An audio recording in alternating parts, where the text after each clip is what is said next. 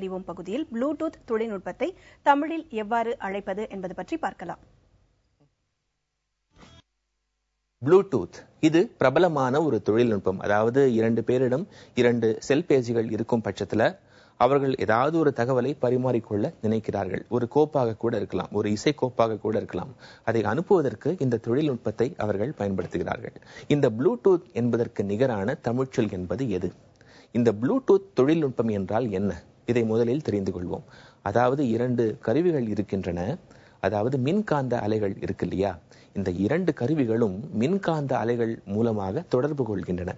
ஒரு முக்கியமான ஒரு நிபந்தனை என்ன அப்படின்னா, இந்த 2 கருவிகள் இருக்கு இல்லையா, இந்த 2 கருவிகளுக்கு இடையில் இருக்கின்ற தூரம் ஒரு 100 மீட்டர் வரையில் தான் இருக்க வேண்டும். அந்த 100 மீட்டர் அந்த வரையறைக்குள்ள இந்த 2 கருவிகளும் தொடர்பு கொண்டு தங்களுக்குள்ளாக அந்த கோப்புகளை பரிமாறிக்கொள்கின்றன.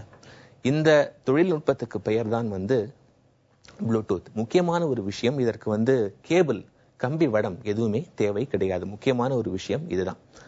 இதன் அடிப்படையில் இந்த ப்ளூடூத் என்பதற்கு நிகராக அறிஞர்கள் முன்வைத்திருக்கக்கூடிய அந்த தமிழ்ச்சொல் அண்கம்பி இலி அப்படிங்கிற அந்த தமிழ்ச்சொல் தான். அதென்ன அண்கம்பி இலி? கம்பி என்றால் கேபிள், கம்பி இலி என்றால் கேபிள் இல்லாமல்.